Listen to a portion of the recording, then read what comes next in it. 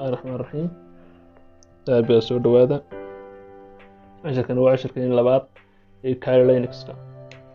Marka waxaan ku qaadan doonaa casharkeen labaad basic commands-ka ama command-ada basic ah ee qof walba doonaya inuu barto Kali Linux inuu yaqaano ay tahay maadaama waxaynu isticmaalanaa yahay command line ee aan ahayn GUI ama graphical user interface oo Windows-ka wuxuu kaga duwan yahay Linux-ka. Windows-ku waa GUI weeyaan, graphical user interface marka isagu waa icons iyo buttons la taabanayo, laakiin Kali Linux-ku isagu waa command line oo shaashada idin muuqata weeyaan. waxa gebigiisu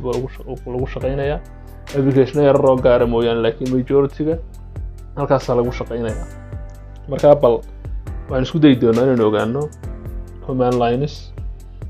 muhiim ku ah inaad barato oo si aad u bilowdo Kali Linux. command line-keena koowaad wuxuu noqon doonaa pwd wuxuu inoo sheegayaa halka aynu joogno, directory-ga aynu joogno magaciisa. tusaale ahaan imoo kale file baad create garaysay, file-kii inaad ku save gadhista doonaysaa meel aad hadhow ka heli karto, deedna waxaad garan weyday marka halkan aad joogto si aad markaa u ogaato halkan aad joogto pwd baad qori enter baad siin, deedna uu kuu sheegi marka home-kii waad ku jirtaa, user-kii Kaligana waad isticmaalaysaa. marka pwd faa'iideedu waxa weeye inuu kuu sheego meeshii aad markaa hawshaad qabanaysay meeshaad joogto. command line-keena labaad wuxuu noqon doonaa ls waxaynu u adeegsanaynaa markaynu doonayno meesha aynu joogno fileska ama folders ku jira inaynu aragno. iminka sida idin muuqato wax folders ama files oo idin muuqdaa ma jiro, waxaynu joognaa home-kii iyo Kaligii halkaas dhex joognaa. halkaa markaa waa inay file ku jiraan, fiilashii ku jiray sideen ku ogaan karnaa. marka waxaan ku ogaan karnaa inaynu ls qorno, deedna ls markaynu qorno aynu enter siino. halkaa waxaa idinka muuqda markaa folderadii ku jiray directory-ga Kali ku dhex jiray. inaan doono desktop document-kii downloads waa intii default-ga ahayd, wax cusub kumaynaan samayn. marka ls-na waxay faa'iido leedahay marka aad doonaysid fileska iyo folderska ku jira meesha aad doonaysid meesha aad joogto inaad ogaato. command-keena saddexaad wuxuu noqon doonaa cd ama change directory. cd wuxuu awood u leeyahay marka wuxuu awood ku siinayaa inaad ka wareegto meesha aad joogto ood folder kala dhex gasho, si aad markaa folderka kale ama file lagu delete garayso ama aad file lagu soo kordhiso. markaa cd baad qoraysaa, cd markaad qorto space baad oran. tusaale ahaan haddaynu document-kaa soo qaadno ama magaciisa xagadaad ka eeganayo waad qori sidaa uu qoran yahay documents, deedna enter baad siin. sida markaa halkaa idinka muuqata wuxuu inoo sheegaya inaynu ku dhex jirno folderka documents-ka. markaa folderka documents-ka faylasha inoogu jira si aynu u ogaano maxaynu qori, waxaynu qori command-keenii ls deedna enter baynu siini. sidaad aragtaan markaa wax ku jira ma jiraan folderka document-ka, wax fayla ama foldera oo ku dhex jira ma jiro. command-keena afraad wuxuu noqon doonaa allahumma salli calaa Muhammad, sida loo sameeyo folder. tusaale ahaan waxaad soo dejisanaysaa faylal isku nooca, ama pictures ha ahaadaan ama ha ahaadaan videos ama documents ha ahaadaan. faylasha markaa waxaad doonaysaa inaad meel aad ku kaydsato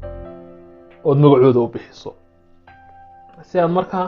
ugu samayso folderkii waxaad qori doontaa mkdir. intaa markaad qorto space baad odhan, doc baad qori marka ama document. haddii uu yahay waxaad soo dejinaysaa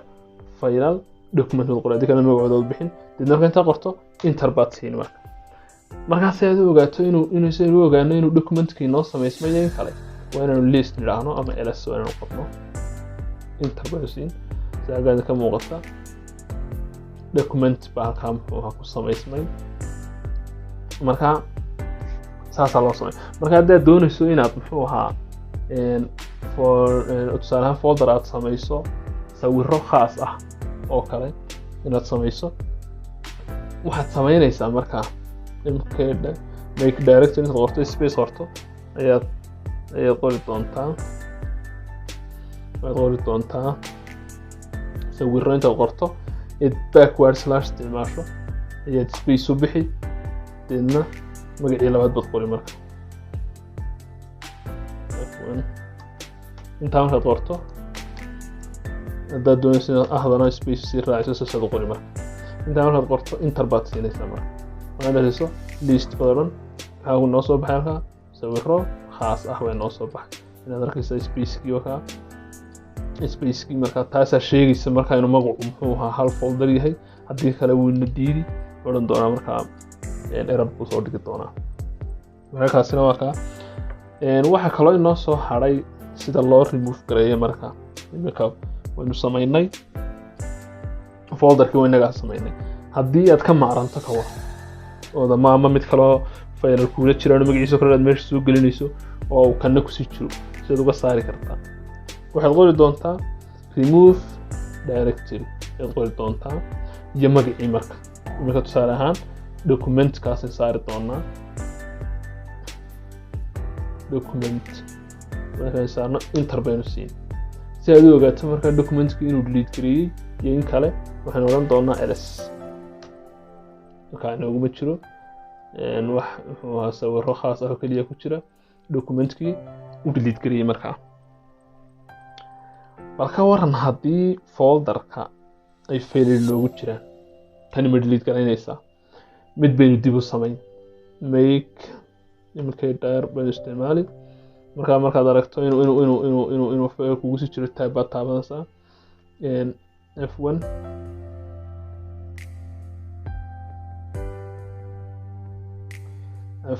mkdir wuxuu dhamaystirayaa markaad taabato muxuu ahaa tab wuxuu kusoo dhigayaa folderadii ka baxay muxuu ahaa mk bilaabmay oo dhan mkdir documentkii baynu dib u samayn doonaa marka document inoogu jiraa markaan inter nidhaahno bal ls aynu nidhaahno list markaa document isagaynu sii dhexgeli marka si aynu usii dhexgalno waxaan isticmaali doonaa command line-keenii hore cd documentiso maahan taas maynu esta ka saari doonaa interface marka halkaa waxaa ka muuqata inaynu ku jirno document aynu ku jirno folderka document aynu kaga sii dhex jirno marka deedna bal ls aynu nidhaahno